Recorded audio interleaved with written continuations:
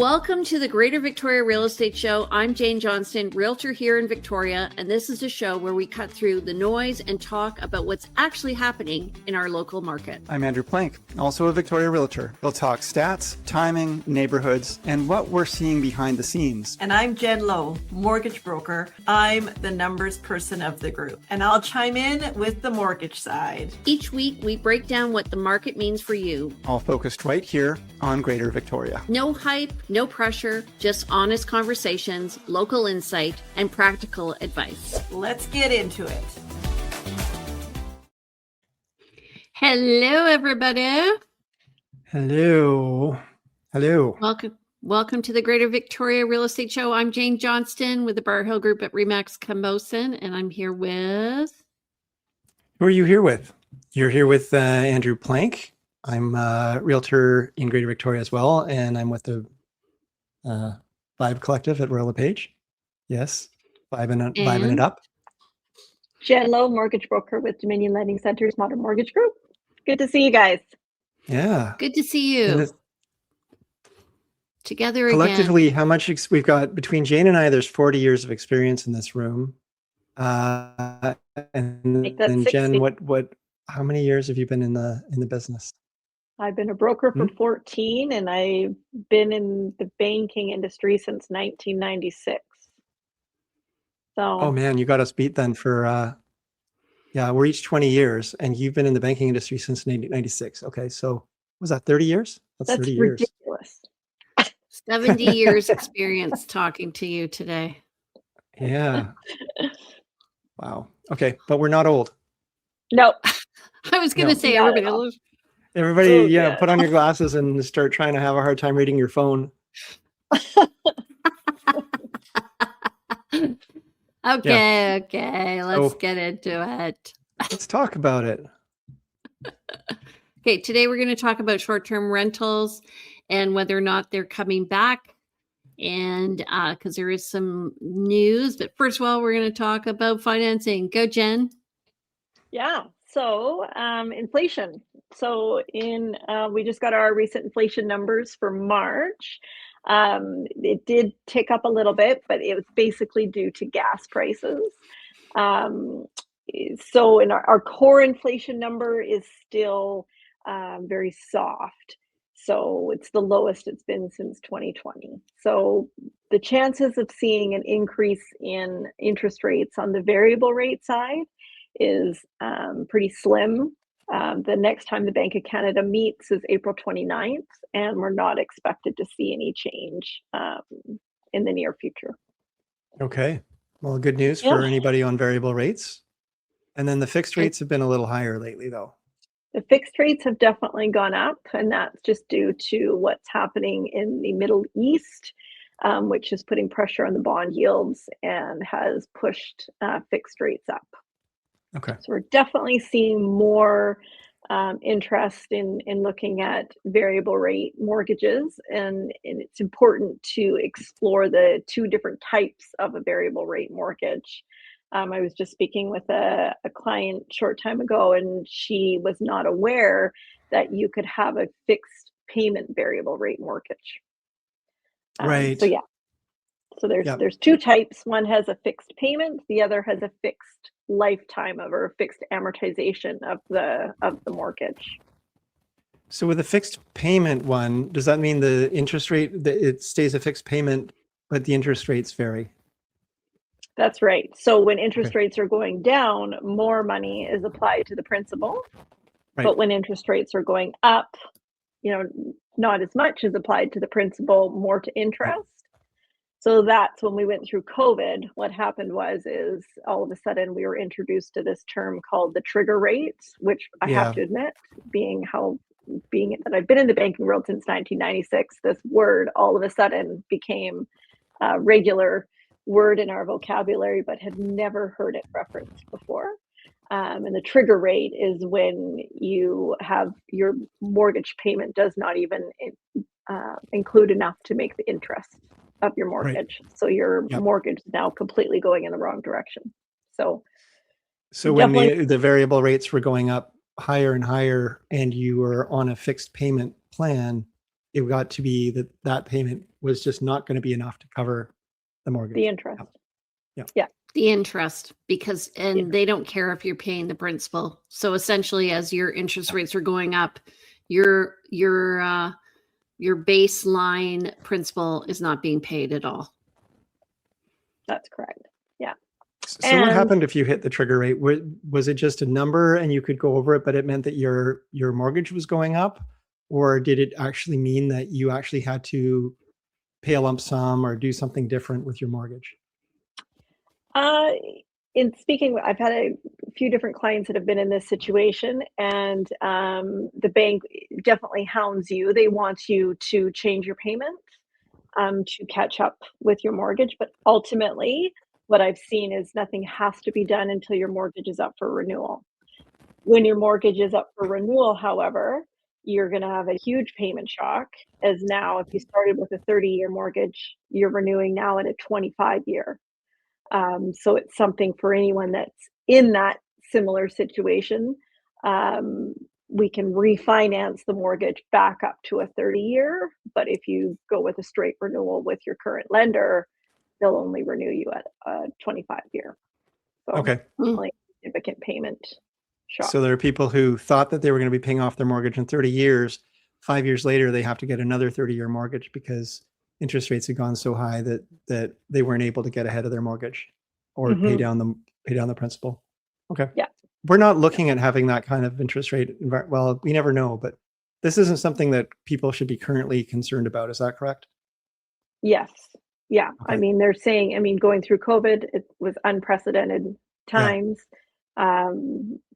Prior to COVID, again, going back to how many years I've been in this world, I mean, interest rates did not fluctuate more than once or twice a year, if that. Yeah.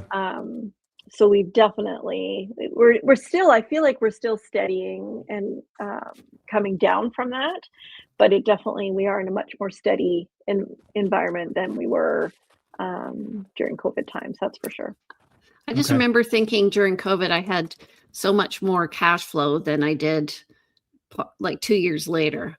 So I wonder, though, how many people saved the money that they had in terms of cash flow so that when things tightened up, they actually had the cushion to be able to afford to pay it.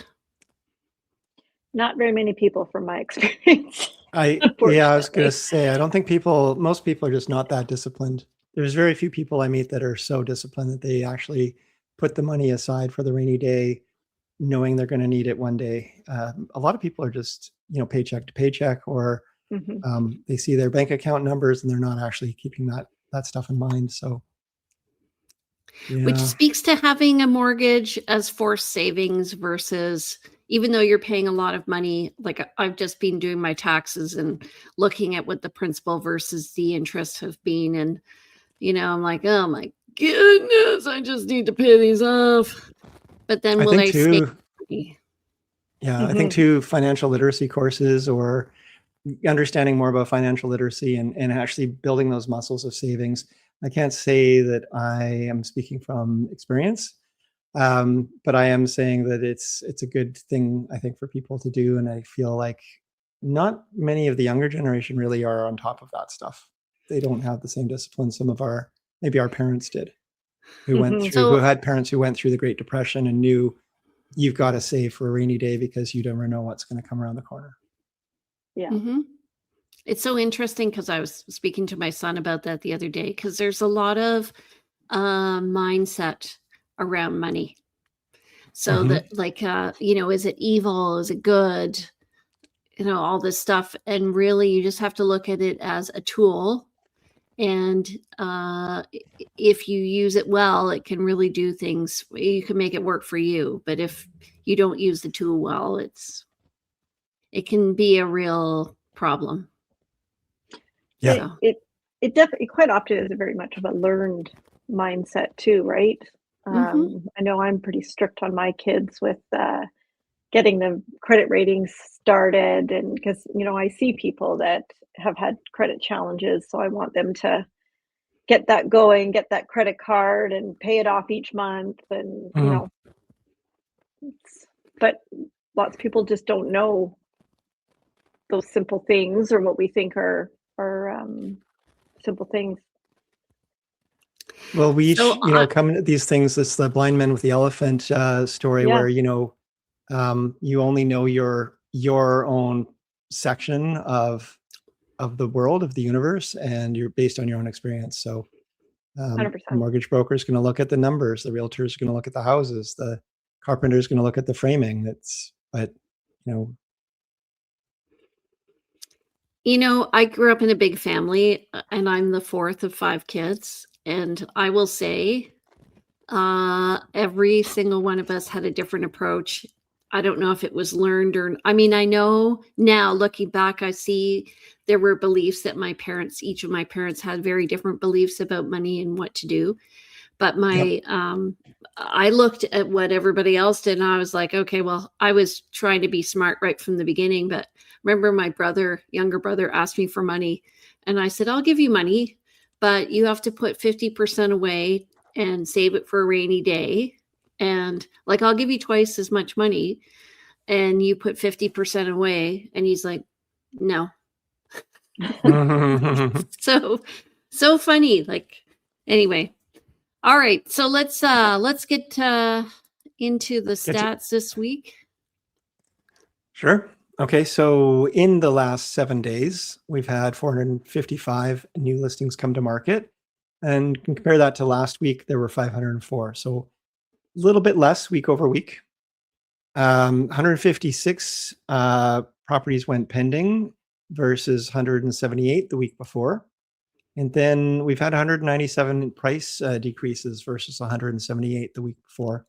Crazy. 59 properties hired versus 38 the week before. So interesting to see these. The new listings are down and the pendings are down week over week. Not sure how to account for that. You guys, what do you think on that one, Jane? What's your take?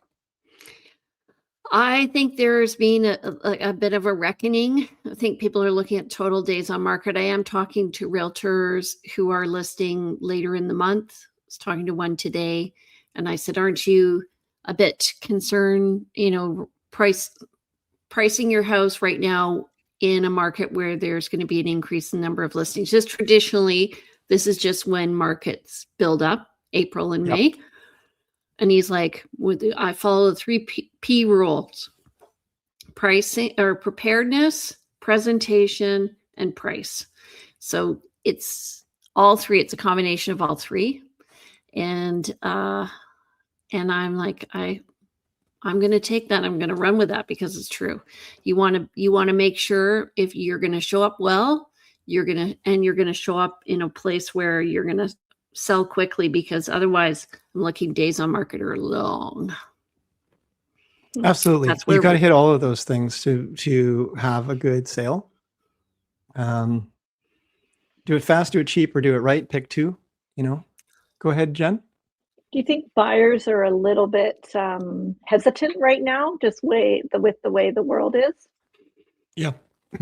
Yeah. I have heard some people speak to that for sure. That being said, I don't see it dramatically stopping things. I just think it's an awareness. I mean, the conversations I'm having is with other people is there's just been so much chaos in general for a number of years, and uncertainty, that people have gotten more comfortable with uncertainty or more used to it. So it's kind of like, well, yeah, there's a lot going on in the world, but we can't let that stop us from living our lives. Also, when is there not uncertainty? I mean, if you look at our last 10 years, when it was flat, when the market was flat, everyone's like, well, I'm going to hold off because the market's flat. Yeah. It's like, just write the offer if you like the house. I mean, I have done better owning a home than I have done in anything else. In terms of investments and yes. Yeah. Just owning one house and just sticking through it and being a long-term investor, I have done better than anything else. So, yes. And I think buyers now, is interesting. I'm talking to another realtor today, and she was saying, she is working mostly with first-time buyers for the first time in a long time. Mhm. So there's a lot of buyers who are coming in the market, and plus our range of houses, there's way more houses priced under even 900,000 than there were 3 or 4 years ago. So I think there's Yep. it's a great opportunity. Totally. Yeah. Totally. I mean, I think about the times I've been working with clients over the last number of years and the prices I'm seeing. And I'm not saying that like they're not far off what they were last year or anything like that, but there's more selection now. And of that selection, there do seem to be some really, really good values that we just weren't seeing a few years ago, or they would have been snapped up like no time. And people are holding. And you know what, folks, if you're thinking of buying a condo, like condos have been soft. There's good value in condos right now relative to single family homes. There's great selection in condos. They are an awesome opportunity for a first time buyer. A lot of people I think are trying to skip up the property ladder and skip over condos. I'm not sure why, but it's a good time to buy. It is a good time. It's the condo market's so soft. And we're going to talk about that actually Yeah. kind People of have in been the show patiently waiting today. for us to get there, but we'll get there. Okay, let's do our list of sale ratio. Andrew? Sure. Yeah. So, I mean, what we look at here is what's the percentage of listings that are coming on market versus those sold. So based on the first two factors from the last slide. And this week it's 34.29. So a little lower than the week before at 35.32. So slightly down, not much of a difference, but slightly down. Okay. And month to date, that's as of yesterday, we have 361 net unconditional sales. So these are properties that are sold. That's compared to 642 for the month of April last year. And total new listings were at 1,078. So as I was saying, we're down like 30% over year on new listings, but our numbers are still high at 3,577. That's up over last year at 3,426. So we're seeing a big adjustment, I think. The reckoning is happening, and maybe that's what we need is just a little like less people selling so that we can get rid of the current inventory. I guess so. Yeah. I mean, we need to have some of the properties. I'm seeing properties that need to adjust their price and come into reality. And that will also help with those sales numbers. And then of course we do need more buyers coming into the marketplace if we were to try to meet last year's numbers. But I think these numbers are still not bad numbers. They're just lower than last year. Yeah, and we're still in a healthy market. Yeah. So we're still There's a range. Yeah, there's a range to what a good market is, and this is not a bad market. I mean, people are out there actively. I'm really busy right now, actively working with lots of buyers and number of sellers and talking to sellers about listing their homes. There's a lot of bubble under the surface. Mm-hmm. Yeah. Jen's Awesome. nodding her head. Have you been talking to lots of folks, Jen? Just today, my phone was pretty quiet last week, which was not, I was okay with that because I was on holidays. But this week, 100%, like today, I felt like I've been on the phone all day. Yeah. It's all those referrals I'm sending her. Yes, thank you. Excellent. I think I feel Send me some like there's referrals too, Jane. Okay, I will. I'll send you the new listings I have coming up, so you'll get the first dibs. Please do. I do want to hear about the one on Selkirk. Okay. Okay, so let's just talk about short-term rentals. I forgot to put the slide up, but there is rumblings on the horizon, especially around Kelowna. So short-term rentals, you do have to register a short-term rental with the provincial government annually. Yes. Can we maybe take a step back and give a bit of a history on short-term rentals currently, like where we were at historically, what the legislation changes have had effect over the last few years, and then that puts into context where we're going here. Sure. Yeah. Do you know I write like that too? I just jump right in and then I go back and introduce. I am so bad for that. I always get right into it. Right. Yeah. Okay. Well, who's going to talk first? I'll say one thing. So You- when Andrew and I got into real estate, I would say the tail was wagging the dog. And what that means is that people were buying homes, they were adding the suites to them. They weren't regulated Yep. often. They weren't authorized. And then Right. people were then getting an income from it. And what it did is it justified an upsell in the home. And so municipalities and banks, lenders, that is, and, just safety wise, people were, and also different municipalities, issues came up. So I always talk about partying and parking and Yep. of course, safety. So the partying Safety and in terms parking, of doing the job right. Yep. yeah, the partying and the parking has to do with your neighbors and whether or not you're infringing on their quiet lifestyle. And then and they'll report you. And then what happened was when they were reported, then the municipality would come in and they started to see, oh my God, like there's no fireproof Yeah. door.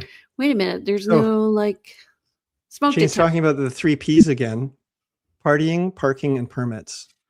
Yes, and Yeah. permits. So then people started to complain, and then banks took an awareness in what was happening, and so then they decided, okay, we need to crack down on it. So this is rentals in general, and Yeah. then short-term rentals happened. Do you want to talk about that, Andrew? Well, I guess the Airbnb, the VRBO, but the whole industry of Airbnb really developed and evolved. Went from Airbnb being something that, hey, I'm going to travel and I'm just looking for a couch to sleep on, to people discovering they could actually create really, really good incomes by setting up a space in their home, or setting up a really unique space in their home, or something that was special for people to come to travel to. And there were whole businesses even designed around the cleaning of these condos or rental units in a house, the property management of those. So it became a real business, and people started turning their homes into this additional income structure that hadn't really been anticipated. And like anything where there's an extra income that the government's not getting any income out of, not only that, we also ended up with an environment where the regular rental market got very, very, very, very tight. And so we ended up having this tension between the Airbnb property and the standard rental property. And the government said, look, we need to make housing affordable, available to just regular people. And so it's the Airbnb that's going to lose here. And so legislation came in to dampen that. And the other thing is there's a few safety things. So first of all, regarding the partying, so these Airbnbs were in houses that weren't occupied by anybody who was living there permanently. So it was literally a house in a nice neighborhood.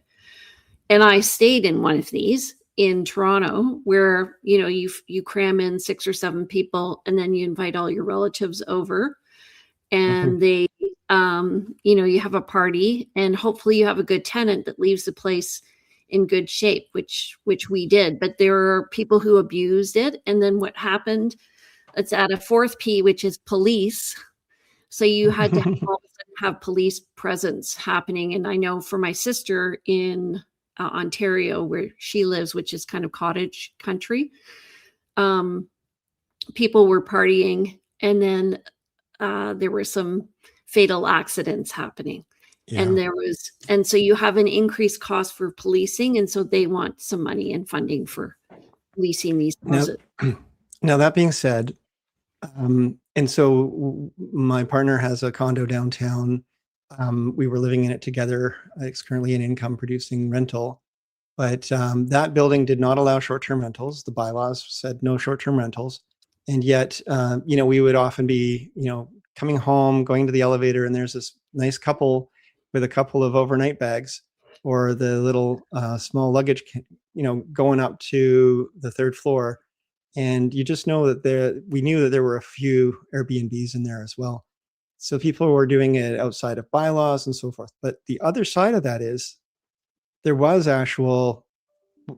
legislation, there was municipal zoning that allowed for, and there were purpose-built buildings that were built with this in mind. And the most recent legislation, not this current one we're just about to talk about, which we're doing, this is quite a preamble now, but this legislation that's cut down all the short term, even cut down, units and buildings that were allowing it and that were being run and were part of, a pretty comprehensive economy.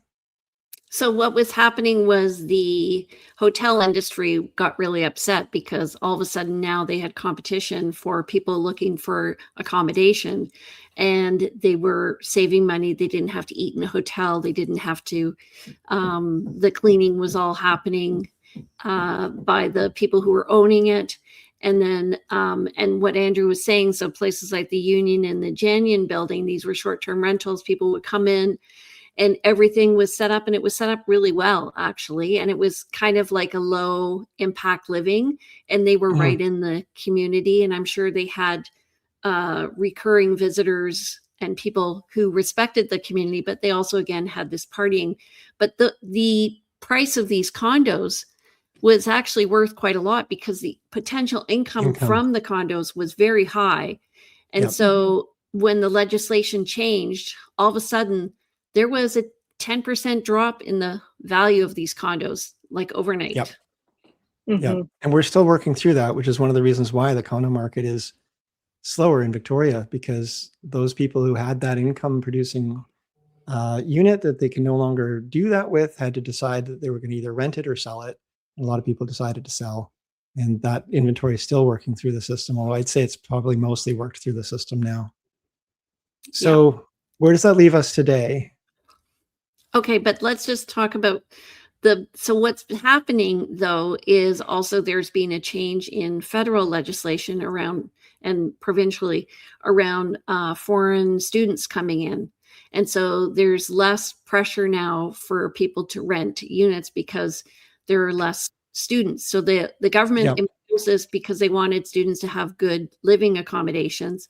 Only what they did was, instead of having like 100 kids come in, now there are 35 coming in. So there's been a significant drop, like a 65% drop in the number of students coming in. And so now that's why the condo market kind of has deflated. So our vacancy rate has gone up.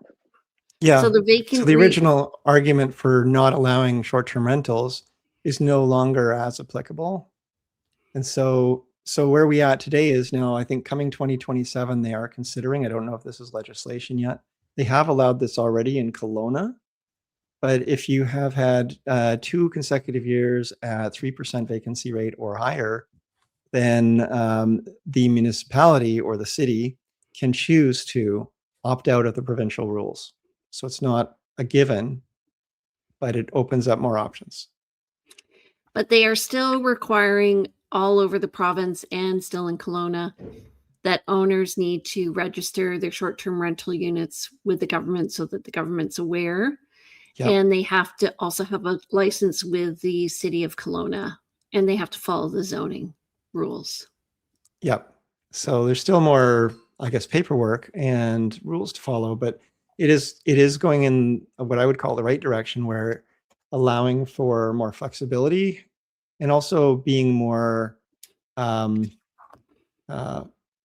more aligned with the reality of the moment. So if it's a really, really tight rental market, no Airbnb is allowed. Airbnb is allowed only as per the provincial bylaws or provincial rules, but now you've got the option to opt out. And just want to say that there are municipal rules as well regarding short-term rentals. So generally, they want to see short-term rentals in places where people are actually living so that they can supervise their tenants. But some municipalities, like Saanich, for instance, doesn't want Airbnb. And so, but if you go on VRBO, you might still see them.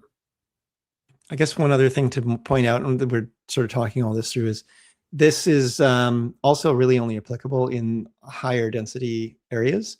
You can Airbnb in some of the smaller municipalities or where there's less population. So if you're at all, check the Airbnb rules. If you're considering doing Airbnb, be aware that it's partly geographically based, but also it's just good to know that this is opening up again. And I really feel for those people that sold off their units, that at some point this is going to open up again, and we're going to actually have the ability. We need the ability for some of these buildings where you're not going to find somebody who wants to live in a 130 square foot unit, but they might rent it overnight. And I just want to say, so I went to our online chat group that Andrew and I are both a part of, and I typed in short-term rentals, and there were so many realtors putting in there that they wanted a short-term rental for a client. Yeah. And what it does too is it allows somebody who maybe is between sale and purchase, or purchase and sale. It gives them flexibility so they can come in and come out without having to rent a hotel. Also, hotel rates have gone up, but it also, provides an income maybe for people, seniors and stuff, and also maybe company for those people who may want to have people in their home. Well, originally an Airbnb was truly, someone is coming into your home and you're providing them bed and breakfast, right? It wasn't just, here's a locked off section. I'm not actually going to see you. I'm going to send you the access code a day before you arrive, or on the day of your arrival. You're going to come in, you're going to access it, you're going to sleep overnight, you're going to leave, and I'll never see you. And you might get a nice croissant or something at your door in the morning, but that's kind of it. Yeah, and this is worldwide, this issue, what we're talking about. Yeah.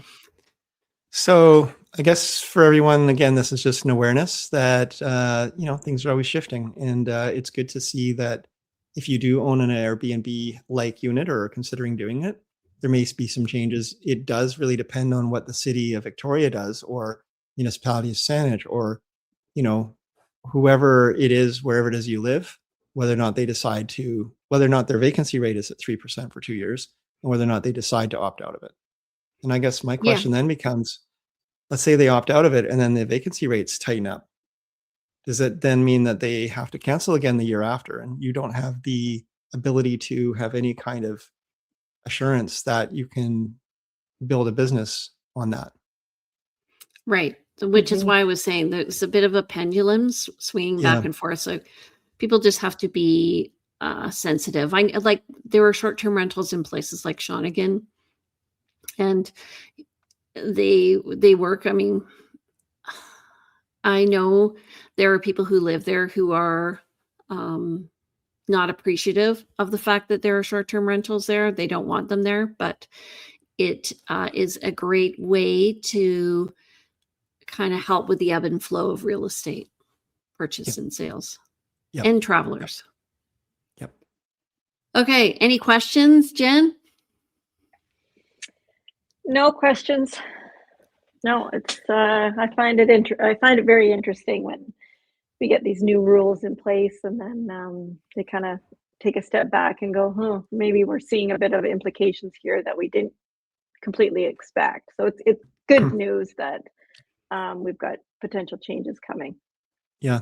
I think the main thing that our colleagues should keep in mind, and those listening should keep in mind, is double check, learn what's actually there. What you're going to hear probably on the street is, oh, the government's allowing Airbnbs again, because that's the baseline headline without diving in where there's all of the restrictions. And I just know how this works. People are going to go out there and hear this and go, okay, great, I'm going to go buy an Airbnb, or I'm going to start setting up my home again as an Airbnb. But that's not actually potentially allowed. But I think the base headline is things are opening up for Airbnbs. The reality is probably really not that much. Probably not in Victoria politically. Yeah. Greater Victoria. It makes sense for Kelowna though, because myself, I've rented an Airbnb in Kelowna. It was great. On Okanagan Lake, and it was wonderful. Mhm. So I'm glad to hear for them that that's opening up again. Yep. Yep. And then don't maybe forget, we'll if go you to do- Kelowna and get an Airbnb someday and enjoy it.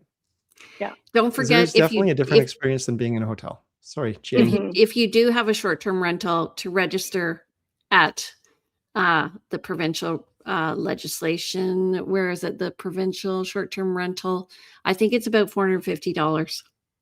So don't forget. Yep. Yeah, you won't get on Airbnb without it now. Yeah. Okay. I think we've squeezed this lemon as far as we can go. Alrighty. Andrew, Yeah. you want to close us out? Sure. Yeah. So thank you so much for, again, your time today, for listening to us throughout all of this. We really appreciate you. We would love to hear from you. So please subscribe, please comment, please share, and, reach out. So that's it. That's my take. So I'm Andrew Plank. I'm with the Vibe Collective, a team at Royal LePage Coast Capital Realty in Victoria, BC. And my number is 250-360-6106. You can reach me directly at info@andrewplank.com. I am a Jen Lowe mortgage broker with Modern Mortgage Group through Dominion Lending Centers. I can be reached at 250-217-4925. Email is jen@jenlow.ca, and my website is jenlow.ca. All right. And my name is Jane Johnston. I'm with the Briar Hill Group at Remax Camosun, and you can reach me at 250-744-0775. And you can reach me by email at jane@briarhillgroup.com, or actually briarhillgroup@gmail.com is better. And you can check out our listings. We do have some fabulous ones coming up at briarhillgroup.com. I'm sure Andrew does too. And you can follow us on Instagram. I'm at realtyteacher_remax_Victoria. Andrew's at Plank Andrew, and Jen's at JLo Mortgage Broker. Yes. J-Lo. JLo. We're on every Tuesday. We do record at 2:30, but we're going live at 4. So be sure to watch us, and we'll see you later. Have a great Thanks, everybody. week. Bye-bye. Bye, everyone.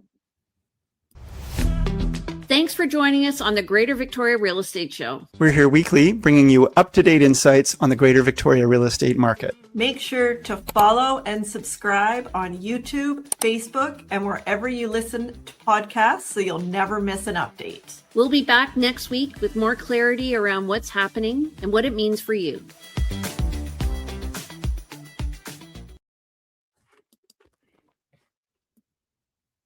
Okay. Thanks for joining us on the Greater Victoria Real Estate Show. We're here weekly, bringing you up-to-date insights on the Greater Victoria real estate market. Make sure to follow and subscribe on YouTube, Facebook, and wherever you listen to podcasts so you'll never miss an update. We'll be back next week with more clarity around what's happening and what it means for you.